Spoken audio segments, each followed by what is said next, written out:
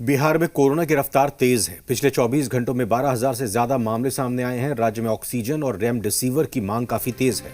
कई जगहों से कालाबाजारी की भी खबरें सामने आती हैं।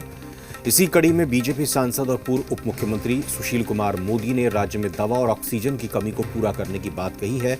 उन्होंने ट्वीट कर कहा है कि मुख्यमंत्री और प्रधानमंत्री के हस्तक्षेप के बाद बिहार के लिए हर रोज 194 मिली टन ऑक्सीजन आपूर्ति का कोटा निर्धारित किया गया है। उन्होंने कहा कि आने वाले एक दो दिनों के अंदर कोटे का रेमडेसिविर के 24,500 वायल की 5 निर्माता कंपनियों की ओर से आपूर्ति भी मिलने लगेगी।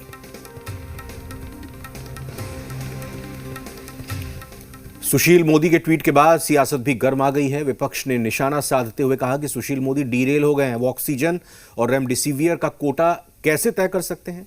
वहीं सत्ता पक्ष ने कहा है कि बिहार में किसी की चीज की कमी ना हो, इसके लिए लगातार प्रयास जारी है।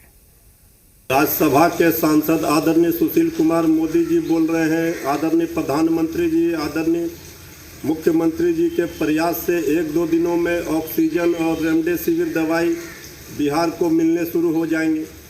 1 वर्षों से सरकार क्या कर रही थी? कोरोना काल के 1 वर्ष से ज़्यादा बीत गए, सरकार ने क्या तैयारी की? जब बद से बदतर हालात हो गया है कोरोना के कारण बिहार का और संपूर्ण भारत का, तब अब ये बोल रहे हैं कि ऑक्सीजन और रेमडेसिविर का कोटा निर्धारित कर दिया गया है जो 2-4 दिनों में पूरा होगा। सुशील मोदी जी, आप डिरेल तो नहीं हो गए हैं? कोटा निर्धारित कैसे कर सकते हैं जबकि कोरोना पेशेंट का कोटा निर्धारित नहीं है? जब बद से बदतर हालात हो गया है कोरोना के कारण बिहार का और संपूर्ण भारत का, तब अब ये बोल रहे हैं कि ऑक्सीजन और रेमडेसिविर का कोटा निर्धारित कर दिया गया है जो 2-4 दिनों में पूरा होगा। सुशील मोदी जी, आप डिरेल तो नहीं हो गए हैं? कोटा निर्धारित कैसे कर सकते हैं जबकि कोरोना पेशेंट का कोटा निर्धारित नहीं है? जननायक प्रधानमंत्री नरेंद्र मोदी जी ने कोरोना के खिलाफ कमान संभाल लिया है। प्रधानमंत्री जी की विशेष कृपा बिहार पर रही है। प्रधानमंत्री के आदेश से बिहार को 194 मीट्रिक टन गैस का भी आदेश मिल गया है। बिहार के मुख्यमंत्री सुशासन के लिए जाने जाते हैं और देश के प्रधानमंत्री सबका साथ और सबका विकास के लिए जाने जाते हैं, और इन दोनों ने मिलकर बिहार की विशेष चिंता की है।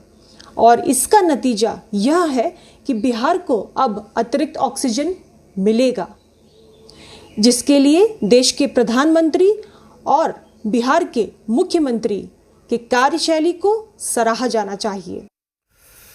रुपेंद्र श्रीवास्तव का ये रुख करते हैं हमारे संवाददाता, हमारे सहयोगी। इस वक्त जो भी अपडेट है और उसके साथ ही साथ जो राजनीति हो रही है उस पर हम उनसे विस्तार से बात करेंगे। पहले आइए सुशील मोदी के नज़रिए पर बात करते हैं, सुशील मोदी की पहल पर बात करते हैं जिसको लेकर सवाल उठाए जा रहे हैं। अगर कोई कुछ नहीं कर रहा है तो बात उठती है कि केंद्र में तमाम मंत्री हैं, केंद्र के जो यहाँ बिहार के सांसद हैं वो क्या कर रहे हैं, और अगर कोई कुछ कर रहा है तो फिर आप कह रहे हैं कि आप कैसे कोटा निर्धारित कर रहे हैं। ये शुद्ध रूप से राजनीति ही नहीं तो और क्या है?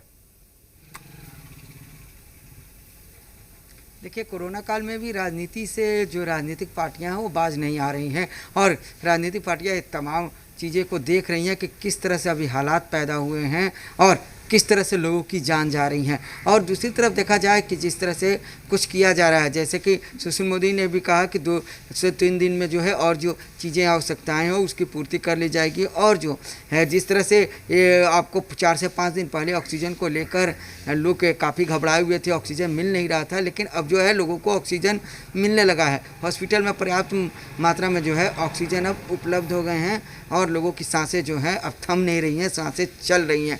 वहीं दूसरी तरफ बात की जाए, जिस तरह से सुशील मोदी ने कहा कि अब जो दवाएं हैं और ऑक्सीजन है उसकी और भी पूर्ति की जाएगी, उसके बाद राजनीति शुरू हो गई। विपक्ष जो है सीधे तौर पर कहने लगा कि सुशील मोदी कैसे तय कर सकते हैं। तो चीज़ें ये है कि एनडीए की सरकार है और एनडीए की सरकार में हर वो बड़े नेता जो हैं वो अपनी सरकार को सुझाव तो दे सकते हैं, अपनी सरकार से बातों करके मीडिया के सामने या जनता के पटल पर तो रख सकते हैं। तो जब तक कोई बात नहीं हुई होगी सुशील मोदी से केंद्र सरकार और राज्य सरकार से, तब उन्होंने ऐसा बयान नहीं दिया होगा। तो जो उन्होंने बात करके ही ऐसे बयान को दिए हैं। तो इस तरह से देखा जाए इस पर राजनीति नहीं होनी चाहिए। और ख़ास तौर पर जो है जिस तरह से अभी हालात पैदा हुए हैं उसमें सत्ता पक्ष और विपक्ष दोनों को एक साथ जो है कदम से कदम मिलाकर चलना चाहिए। रविंद्र, एक चीज और, अजय आलोक का ट्वीट जिसमें कहा घर पर रहें, सुरक्षित रहें, प्राकृतिक आपदा है ये। लेकिन अच्छी बात है आप सलाह दे रहे हैं, नसीहत दे रहे हैं, लेकिन यह भी बेहतर होता कि अगर किसी व्यक्ति को कोरोना हो जा रहा है तो फिर वो क्या करे, क्या सुविधाएं बिहार सरकार की तरफ से राज्य में दी जा रही हैं, उसका भी थोड़ा उल्लेख कर देते तो अच्छा होता। हाँ, अजय आलोक को जरूर करना चाहिए था। उन्होंने कहा घर पर रह सुरक्षित रहें। तो अजय आलोक जो हैं क्योंकि वो डॉक्टर भी हैं और जेडीयू के प्रवक्ता भी हैं, तो ये सलाह जरूर देनी चाहिए। लेकिन जहाँ तक बात की जाए तो डॉक्टर की बात की जाए तो डॉक्टर पर भी प्रेशर रविंद्र काफ़ी हो गए हैं। डॉक्टर एक डॉक्टर पर कम से कम 10 मरीज 20 मरीज जो हैं, और डॉक्टर हर मरीज चाहता है हर अटेंडेंट चाहता है कि मरीज जो है उसको जल्द से जल्द ठीक कर दिया जाए। और उस तरह से जिस तरह से एनएमसीएच में हड़ताल हो गए, तो इन चीज़ों को देखा जाए तो जनता को भी समझने की ज़रूरत है और सुरक्षित रहने की ज़रूरत है। हम लोगों को लगातार दिखा रहे हैं कि लोग जो है अभी भी सचेत नहीं हुए हैं और मास्क लगाकर नहीं घूम रहे हैं।